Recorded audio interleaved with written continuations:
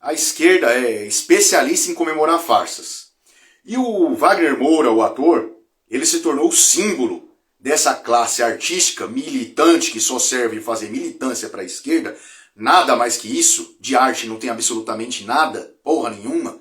Ele se tornou o símbolo disso. Venceu agora lá o Globo de Ouro, a premiação, ele venceu, o filme venceu o Agente Secreto, como tinha vencido já ano passado, com a mesma narrativa, a mesma história furada de resistência ao regime militar. Ele discursou, né, no final lá da premiação, né, que em vez dele agradecer, enaltecer a sua carreira, etc, etc, não, ele foi fazer um discurso político, como sempre faz, né, como fez aqui na Bahia, quando estava embaixo do sol de 40 graus, estava ele falando do colonialismo, né, do fascismo imaginário que eles criam, né, para falar deles mesmo, mas atacar a direita, personificar aquilo que Stalin falava, que Lenin falava, né, acuse-os do que você faz.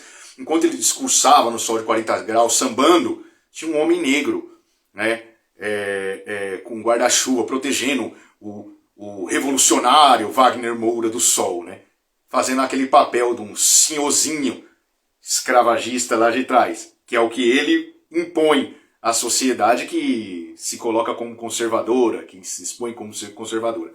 Mas, pois bem, ele como ator que é, ele é o exaltador da farsa, né? Ele realmente deveria ganhar um outro prêmio, do agente secreto da farsa, a serviço da esquerda, né?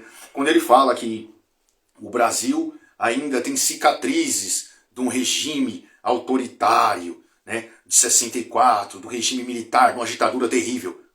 O que é uma grande farsa. Porque se o sujeito falar que existiu um regime militar no Brasil, ok. Que existiu uma ditadura perseguitória, terrível, assassina, de total estado de exceção no Brasil, isso é uma grande mentira. Que é uma grande mentira contada pelos derrotados de 64. Né?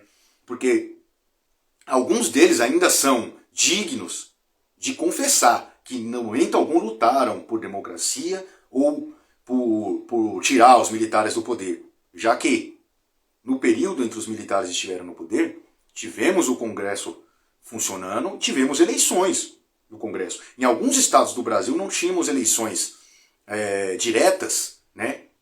Mas tínhamos eleições indiretas. Você pode colocar que durante o AI-5 foi sim um regime autoritário, um regime de exceção em diversos pontos da sociedade e do sistema político? Sim, nesse período a gente tem que avaliar dessa forma. Mas no período inteiro, de forma alguma, teve isso. Pois dentro do Congresso Nacional sempre houve oposição. E a oposição vencia diversas vezes eleições dentro do Congresso. Entende? Aqui em São Paulo mesmo a gente não teve governadores militares. A gente teve do MDB, que era oposição ao Arena. Entende?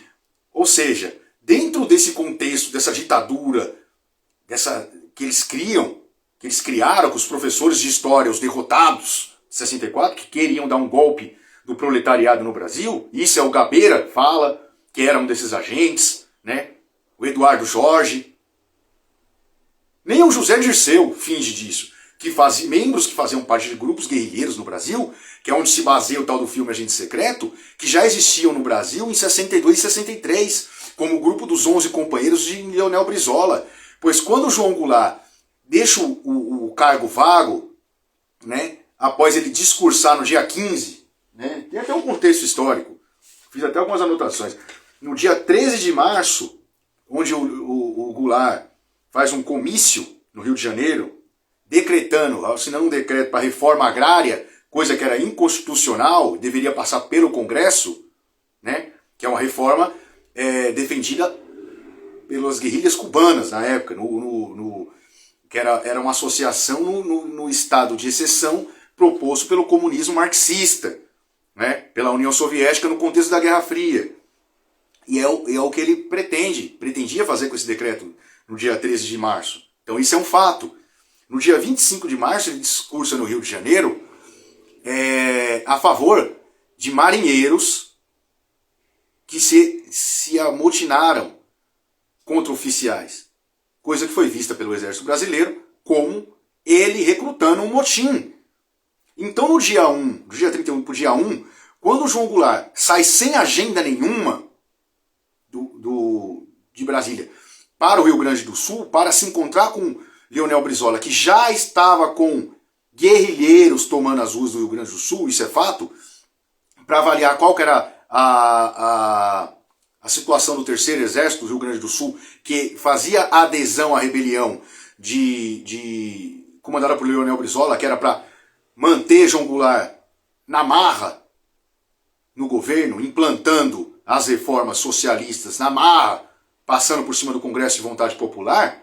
João Goulart nada mais fez foi que se encontrar com aquela guerrilha que tentaria marchar para efetivamente impor João Goulart e suas aprovações, seus decretos na marra, tornando o Brasil um estado de exceção. Então a única ação militar que teve, que jamais entraram militares em Brasília, tomaram prédios, destituíram o Congresso, o Supremo Tribunal Federal, isso não acontece no dia 1º de abril, entre o dia 31 até o dia 2 de abril, isso não acontece e não aconteceu, não houve um tiro de fuzil, foi o Exército fazer uma revolta, ou melhor, fazer um salvaguarda para repelir e se preparar para a invasão que já estava sendo planejada e imposta nas ruas do Rio Grande do Sul por Leonel Brizola. Daí quando o João Goulart vê que não teria adesão suficiente para isso, ele vai embora para o Uruguai e ele mesmo declara, para evitar um banho de sangue e uma guerra civil no Brasil. Ou seja, no dia 1, quem anuncia a vagância do cargo, né? A vagância do cargo é o presidente do Senado, Auro de Moura, que anuncia que o cargo está vago, porque o presidente deixou as suas funções presidenciais, vai para o Rio Grande do Sul, né, encontrar com essa guerrilha, depois vai embora definitivamente já pro dia 3, para o Uruguai, deixando de fato o cargo vago. Então, para repelir as tentativas, né, de permanência no cargo, a força no molde guerrilheiro, que era proposto por Leonel Brizola e por descendentes do Exército, das forças do Exército do Rio Grande do Sul, quem assume ainda no dia 2 é o presidente da Câmara dos Deputados, que é o rito constitucional, Ranieri Mazzilli. Né? Como seria o cargo agora, é constitucional. Se sai o Lula, se sai o Geraldo Alckmin, amanhã assume o presidente da Câmara dos Deputados. Hugo Mota seria então o presidente da República, cumprindo o rito constitucional. Então todo o rito constitucional se cumpre do dia 31 ao dia 2 no Brasil.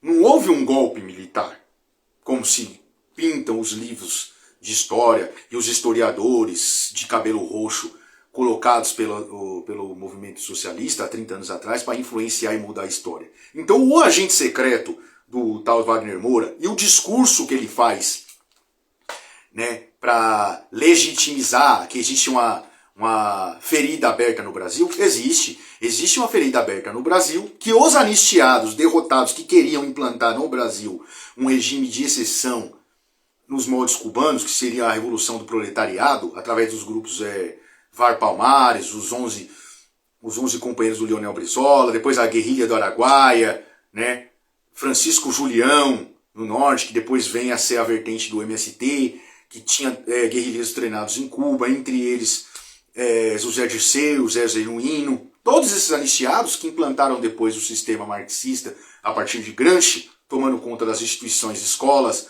universidades, mídia, né, para dominar o sistema e por fim o judiciário. Todos esses aí são os verdadeiros agentes secretos e não o que o Wagner Moura pinta com seu filme, com a sua atuação e com o seu discurso cafajeste e hipócrita de um sujeito milionário que recebeu mais de 7,5 milhões de Lei Rouanet, dinheiro público que poderia estar indo para obras sociais, ou um asfalto, ou a melhoria de escolas, de hospitais, de qualquer coisa, né?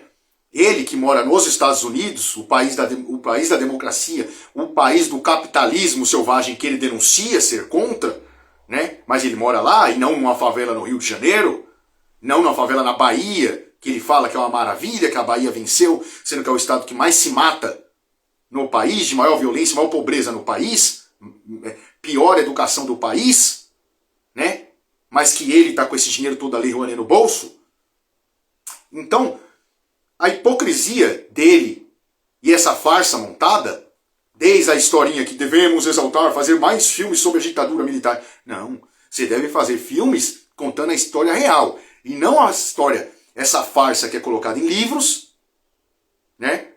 E transmitida em filmes, onde ele, Wagner Moura, finge que contam uma história verdadeira, mas contam um lado da história, que é o lado dos derrotados daquela época, que hoje são os vitoriosos golpistas, né, que tomaram de assalto o Estado, transformando o Brasil num aglomerado do Foro de São Paulo, né, proposto e liderado por Lula, Fidel Castro, que hoje estamos vivendo num regime narco, comunista, corrupto.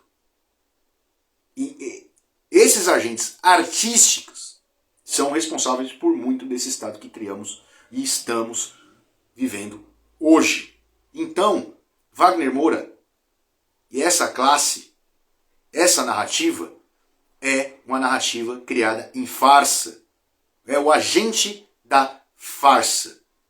De uma farsa criada e imposta através de derrotados, graças a Deus, derrotados que se levantaram e tomaram o país.